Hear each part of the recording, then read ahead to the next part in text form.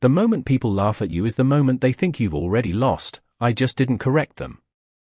I remember the way the chandeliers reflected off polished marble that night, casting everything in a soft golden glow that made even cruelty look elegant, and I stood there in a simple black dress that cost less than the wine in their glasses, holding a tray I wasn't supposed to drop, but my hands were already trembling before it happened, before his voice cut through the room like something sharp and deliberate, before every head turned and every conversation slowed just enough to watch me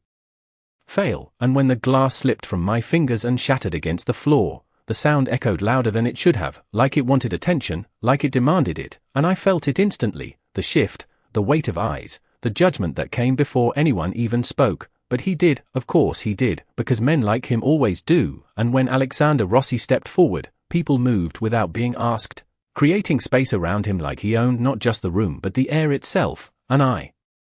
didn't need an introduction to know who he was, not with the way his suit fit like it had been tailored to command attention, not with the way silence followed him instead of noise, and when his gaze landed on me, it didn't hesitate, didn't question, it assessed, dismissed, decided, all in a single breath, and then he spoke, calm, controlled, the kind of voice that didn't need to be loud to be heard, asking if I understood the cost of what I had just broken, and I opened my mouth, not to argue,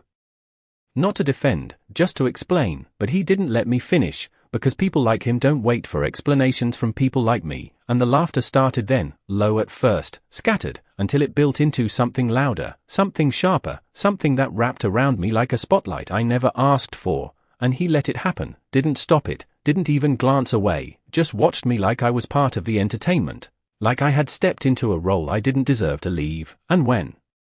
he finally spoke again, it wasn't anger that filled his voice, it was worse, it was indifference.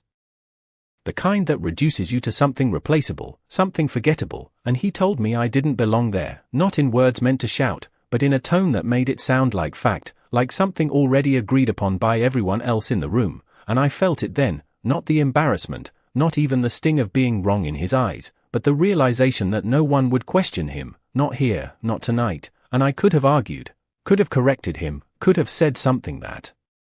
would have changed everything in a second, but I didn't, because sometimes silence reveals more than words ever could, and as I knelt to gather the broken glass, ignoring the faint sting against my fingers, I caught the reflection of the room in a single shard, distorted but clear enough to see the truth, how quickly people decide who you are when you give them nothing else to see, and when I stood back up, tray empty, hand steady now, I met his eyes just once, long enough to let him think he had won, long enough to let him believe this moment meant something permanent, and then I turned and walked away, not because I had nowhere else to go, but because I knew exactly where I was going next, and he had no idea who he had just humiliated. The doors closed behind me with a softness that did not match the weight in my chest, and for a moment, the noise of the gala faded into something distant, like a world I had already stepped out of, but my heels still echoed against the marble hallway, steady, controlled, each step measured because losing composure now would mean he was right, and I refused to give him that, not even in private, not even where no one was watching, because someone was always watching, even when you could not see them, and I had learned that lesson long before tonight, long before Alexander Rossi decided I did not belong in a room he thought he owned, and as I reached the service corridor, the lighting changed, dimmer, colder, the kind of place where the illusion of elegance ended and reality showed through, and that was where I finally stopped, just for a second, just long enough to let my breath catch up with my body, but not long enough to let anything else break through, because I did not break, I adjusted, I always had, and the faint sting on my fingertips reminded me that the glass had been real, that the moment had happened exactly the way everyone would remember it, except memory is selective, and people only remember what confirms what they already believe, and tonight they believed I was nothing, and that belief was about to cost them more than they realized, and I almost smiled at that thought, not out of spite, not even out of satisfaction, but because it felt inevitable, like something already set in motion long before I ever stepped into that room, and when the door at the end of the corridor opened, the shift was immediate, subtle but unmistakable. The man who stepped inside froze for half a second when he saw me, not because I looked different, not because I had suddenly become someone else, but because he recognized me, truly recognized me, and that was something Alexander Rossi had failed to do, and the man straightened instantly, his posture changing in a way that would have looked insignificant to anyone else but meant everything to me, and he lowered his voice, respectful, careful, addressing me by name in a tone that did not belong in a service hallway, and I met his eyes briefly, just enough to acknowledge him, just enough to remind him without saying a word that tonight was not the time, not the place, and he understood immediately. Because people like him always did, they paid attention, they noticed details, they knew when to speak and when silence was the better choice, and he stepped aside without another word, creating space for me to pass as if the hallway itself had shifted around my presence, and I continued walking, not faster, not slower, exactly the same pace I had maintained since the moment I left the ballroom, because consistency is power in its own quiet way, and when I reached the exit, the cool night air met me like a reset, carrying the distant hum of traffic and the soft glow of streetlights stretching across the city that never really slept, and for the first time since the glass shattered, I allowed myself to look back, not at the building, not at the lights, but at the reflection in the glass door, at the version of me they had all decided to see, and I tilted my head slightly, studying it like it belonged to someone else, like it was just another role I had stepped into for a moment, and then I reached into my bag, not hurried, not hesitant, pulling out the small card I had almost forgotten was there, the one I had been given weeks ago but never needed to use until now, and I turned it between my fingers, feeling the weight of what came next settle into place, because humiliation only has power when you accept it, and I never had, and somewhere inside that building, Alexander Rossi was still standing in a room full of people who believed he had just put a stranger in her place, and I wondered how long it would take before he realized he had just made the worst mistake of his life, not because I would make him regret it, but because the truth would. Power does not disappear overnight, it cracks in silence before it collapses in public, and inside the ballroom, Alexander Rossi felt the first fracture without understanding why, because something had shifted the moment I walked out, something subtle enough that no one else would name it, but strong enough that he noticed it anyway, like a room losing oxygen without anyone opening a window, and he stood there for a second longer than he should have, I scanning the space I had just left as if expecting something to follow, some reaction, some consequence, but there was nothing, only the quiet return of conversations that felt slightly forced now, slightly off rhythm, like music that had missed a beat and could not quite recover, and he did what men like him always do when something unsettles them, he ignored it, turned away, and reached for control again, because control is easier than understanding, and he spoke to the nearest person as if nothing had happened, his tone measured, composed, but the man he addressed did not respond immediately, not the way he should have, not with the usual eagerness, and that pause was small, barely a second, but it existed, and Alexander noticed, because men in his position learn to notice hesitation the way others notice noise, and his gaze sharpened slightly, recalculating, reassessing, and across the room, another figure moved closer, someone who had been watching the entire exchange from a distance, someone who knew exactly what had just unfolded even if Alexander did not, and when that man leaned in to speak, his voice low, careful, it carried a weight that did not match the casual setting, and Alexander turned his head just enough to listen, just enough to catch the name that should have meant nothing but did not, and the effect was immediate, not visible to anyone else, not dramatic, but internal, precise, like a single piece of information sliding into place and disrupting everything around it, and he asked for clarification, once, calm, controlled, as if confirming a detail that could not possibly matter, and the man repeated it, this time more clearly, adding something else, something that made the silence stretch just a little longer, and Alexander's jaw tightened, almost imperceptibly. Because now the fracture had a shape, now the discomfort had a reason, and he looked toward the exit again, toward the path I had taken, but of course I was already gone, already out of reach of the version of the night he thought he controlled, and the realization settled in slowly, not as panic, not yet, but as something colder, something sharper, the understanding that he might have misjudged a situation that did not allow for mistakes. And around him, the room continued as if nothing had changed, glasses clinking, voices rising, the illusion of normalcy holding together just enough to keep anyone from asking questions out loud, but perception had shifted, and he could feel it in the way people glanced at him now, not directly, not openly, but differently, like they were reassessing something they had always taken for granted, and that was when he moved, not abruptly, not in a way that would draw attention, but with intention, crossing the space toward the corridor I had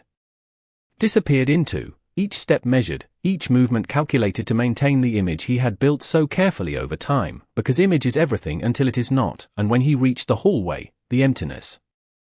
greeted him first, the absence of noise, the colder light, the space where something had already happened that he had missed, and he stopped there for a moment, listening, not for sound, but for confirmation, and instead he found something else, a single detail left behind that should have been insignificant but was not, a small piece of evidence that did not belong to the version of me he had decided on, and as he picked it up, turning it slightly between his fingers, the final piece settled into place, and for the first time that night, Alexander Rossi did not look like a man in control. He looked like someone who had just realized the rules had changed without him being told. The smallest details are the ones that betray the biggest truths, and as Alexander Rossi stood in that quiet hallway, the object in his hand felt heavier than it should have, not because of its weight but because of what it represented, a contradiction he could not immediately resolve, a flaw in the narrative he had constructed just minutes ago, and he turned it once, slowly, the polished surface catching the sterile overhead light in a way that did not belong in a service corridor, because nothing about it was cheap, nothing about it matched the image of a girl who did not belong, and that was when the first real crack formed, not in the room, not in the people, but in him, because certainty is a fragile thing when it is built on assumptions, and his had just been proven wrong, and he exhaled quietly, not frustration, not anger, but calculation, the kind that comes when a man realizes he needs to rethink everything without letting anyone see him do it, and behind him, footsteps approached, measured, cautious, and he did not need to turn to know someone had followed, because power attracts attention even when it falters, and the man stopped a few feet away, waiting, not speaking until he was acknowledged, and when Alexander finally glanced over his shoulder, the question was already in his eyes, unspoken but clear, and the answer came just as carefully, confirming what he had already begun to suspect, filling in the gaps with details that should have been obvious but were not, because he had not been looking for them, and that was the problem. He had not been looking, and now he was, and everything looked different. The girl in the black dress was no longer a background detail, no longer a mistake to be corrected. She was a variable he had miscalculated, and that realization did not sit well, not because of pride alone, but because mistakes at his level had consequences, even when they seemed small at first. And he straightened slightly, the shift subtle but deliberate, reclaiming control over his posture if nothing else, because image still mattered, especially now, and he handed the object back without comment, but his mind did not let it go. It stayed there, replaying the moment, the way I had looked at him, not with fear, not even with anger, but with something else, something he could not quite define, and that unsettled him more than anything else had tonight, because he understood fear, he understood anger, he knew how to respond to both, but indifference, quiet confidence, those were harder to read, harder to control, and he did not like what he could not control, and as he stepped back into the ballroom, the noise returned instantly, louder now, brighter, almost artificial in its normalcy, but he moved through it with the same precision as before, the same calculated ease, because outwardly nothing had changed, and that was the point, nothing could change, not yet, not until he understood exactly who he had been dealing with, and across the room, conversation shifted again, subtle glances exchanged between people who thought they were being discreet, and he caught them all, catalogued them, because now he was paying attention, now every detail mattered, and when someone addressed him, he responded automatically, perfectly, as if his focus had never wavered, but beneath that surface, the question remained, persistent, growing sharper with each passing second, who was she? And why had no one warned him, and the absence of an answer was its own kind of warning, because in his world, information was never missing by accident, it was withheld, and that meant someone, somewhere, had decided he did not need to know, and that realization carried its own weight, its own implications, and for the first time that night, Alexander Rossi did not feel like the most informed man in the room, he felt like the last one to understand what had just happened.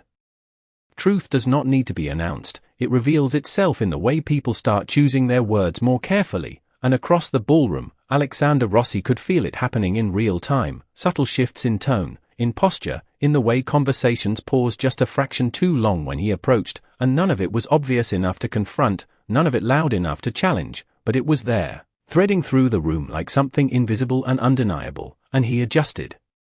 accordingly, because men like him do not react, they adapt, they observe first, they calculate second, and only then do they act, and so he moved through the crowd with the same controlled ease, acknowledging greetings, returning measured smiles, maintaining the version of himself everyone expected to see, but his attention was no longer on the room, it was on the absence, on the space I had left behind, on the unanswered question that refused to settle into something simple, and when he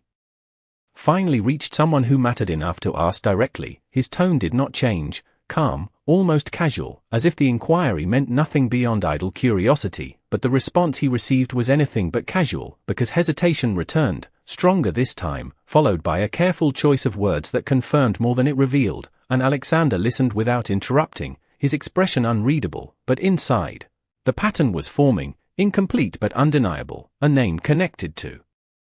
influence, influence connected to silence, and silence connected to protection, and that was when the realization sharpened into something precise, something undeniable, because protection at that level is never given without reason, and the girl he had dismissed minutes ago was not someone who needed permission to stand in that room, she was someone others adjusted for without question, and that changed everything, not the past, not what he had already said, but what it meant, and meaning is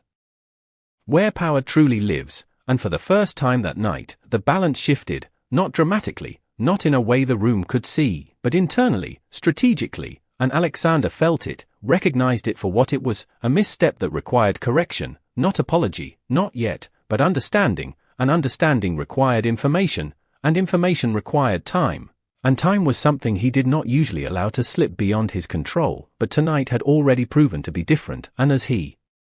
stepped away from the conversation, his mind moved faster, connecting details, reconstructing the moment from a new perspective, the way I had stood, the way I had not argued, the way I had walked away without hesitation, and none of it aligned with the image he had first assigned to me, none of it fit the role he had forced onto that moment, and that misalignment was the truth revealing itself piece by piece, and he exhaled slowly, steady, controlled, because reacting emotionally would only confirm weakness, and weakness was not something he displayed, not here, not ever, and yet the awareness remained, sharp and persistent, that somewhere in this city, I existed outside the version of me he had created, outside his understanding, outside his control, and that was not something he could ignore, not anymore, and as the night continued around him, music rising, glasses clinking, conversations flowing back into their practiced rhythms, Alexander Rossi stood in the center of it all. Exactly as he always had, composed, respected, untouchable, but beneath that surface, something had changed, something quiet but irreversible, because power is not just about who commands the room, it is about who can walk away from it without looking back, and tonight, that had not been him. Information is never given freely at the level he operated, it is earned, extracted, or withheld with intention, and as the night stretched on, Alexander Rossi stopped pretending that what happened was a simple misunderstanding, because nothing about it felt simple anymore, not the silence that followed my name, not the careful way people avoided saying too much, and definitely not the way every answer seemed to lead to another question instead of clarity, and that was when he made a decision, quiet but definitive, the kind that did not need to be announced to carry weight. He stopped asking openly, because open questions invite controlled answers, and controlled answers were exactly what he was getting, so instead, he listened, he observed, he let the room speak without being prompted, because rooms like this always did, not in words, but in patterns, in who approached who, in who avoided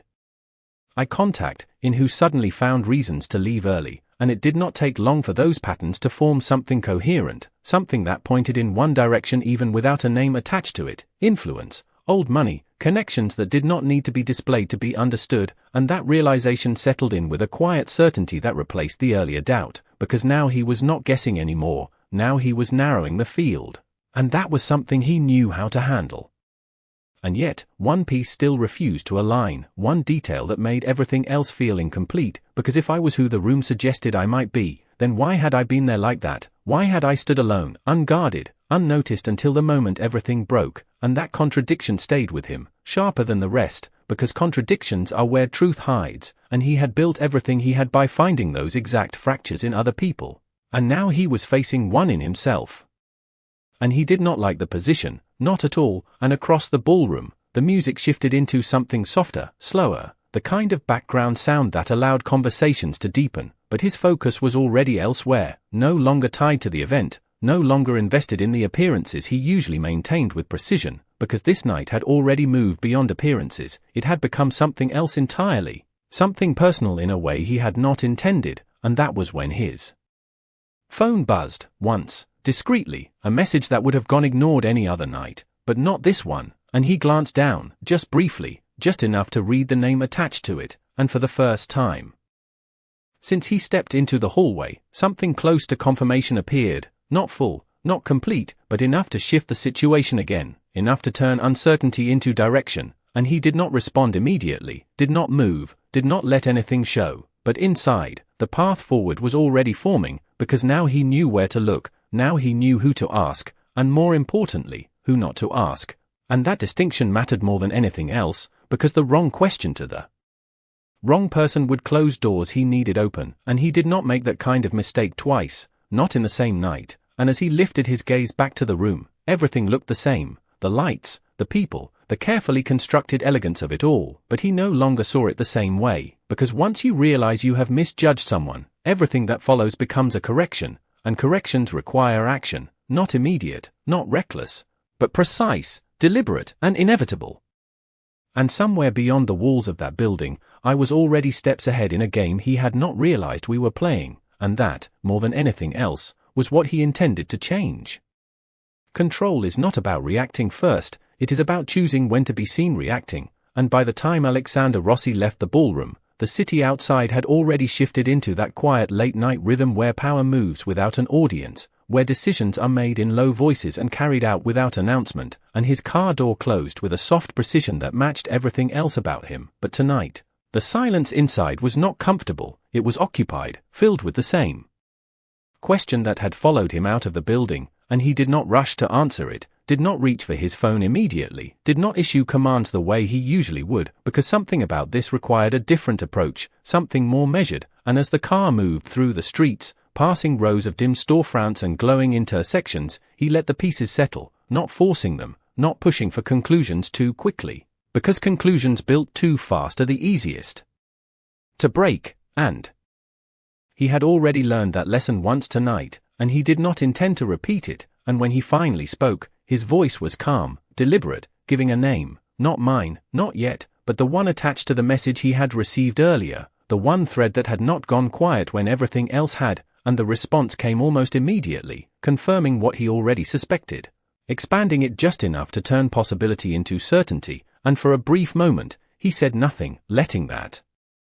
confirmation exist on its own, because sometimes silence carries more weight than any reaction, and then he leaned back slightly, gaze shifting to the passing city lights, each one reflecting faintly in the glass like fragments of something larger, something he was only beginning to see clearly now, and the realization was not dramatic, not explosive, it was precise, controlled, the kind that settles into place with a quiet finality. I had never been out of place in that room, not for a second.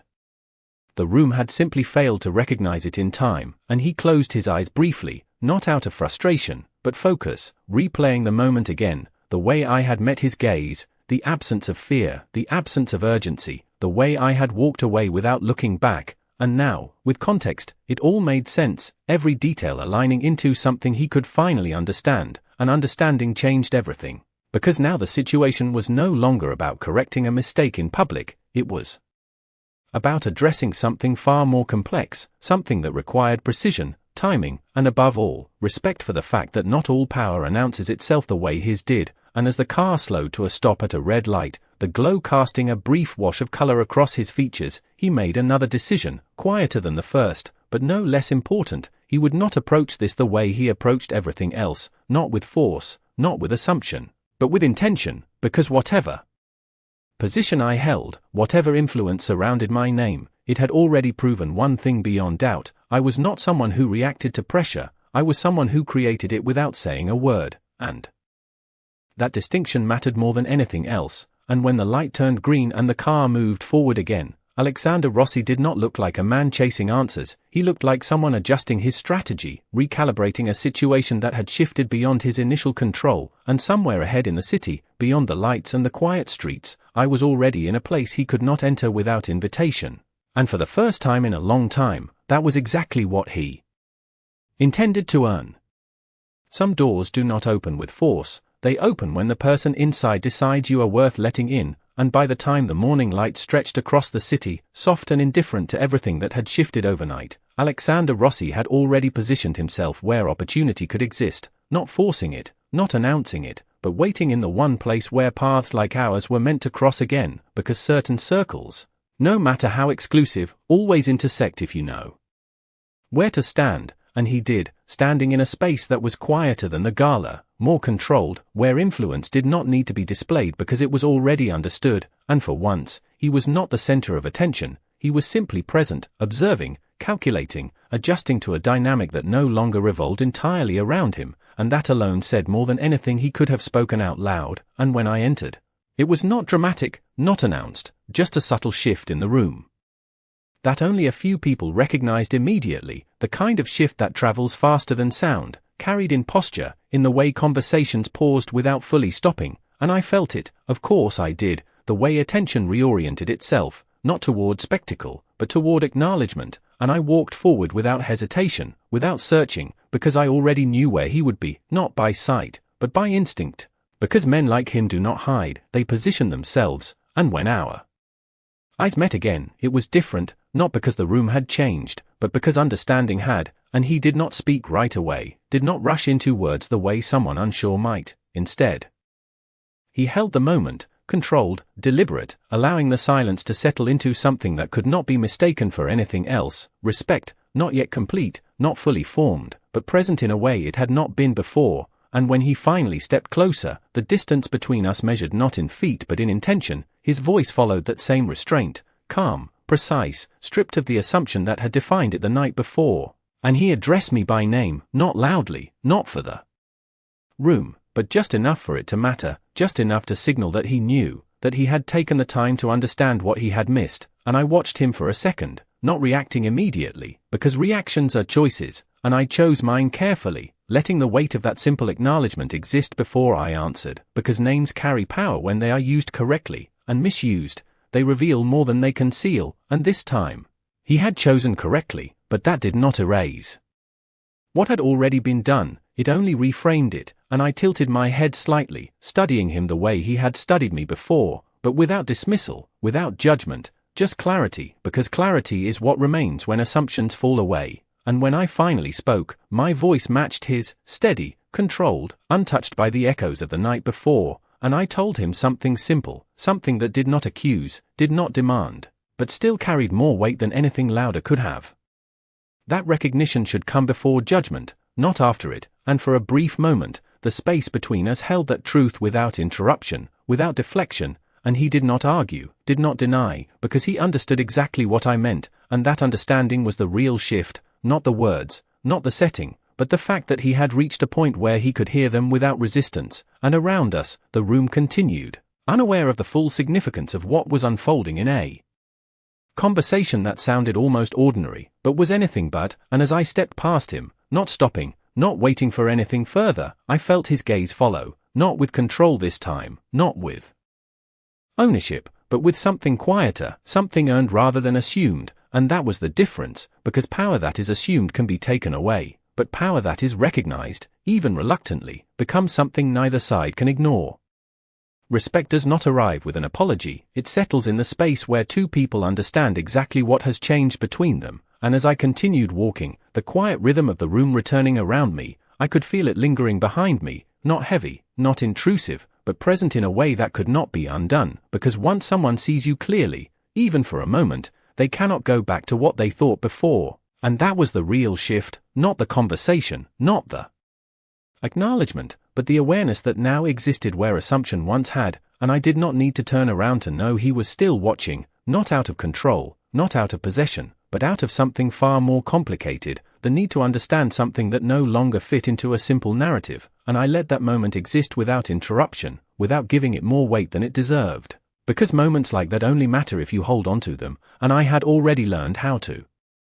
let go of things that did not define me, and as I reached the far side of the room, a familiar voice greeted me, calm, respectful, carrying none of the hesitation from the night before, because here, in this space, my presence was not questioned, it was expected, and I responded in the same tone, measured, composed, allowing the conversation to flow into something normal, something grounded, because power is not always about standing apart. Sometimes it is about blending in so completely that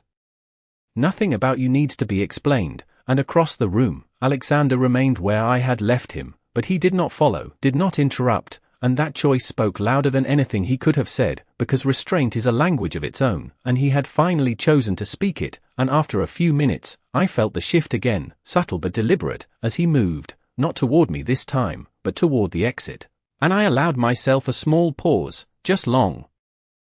enough to notice, just long enough to understand that he was leaving with more than he had brought into that room, not answers, not certainty, but something far more valuable, perspective. And when our paths aligned one last time near the doorway, there were no words, no repeated acknowledgements, just a brief moment where our eyes met again, steady, clear, and this time, there was no misjudgment between us, no imbalance, just recognition.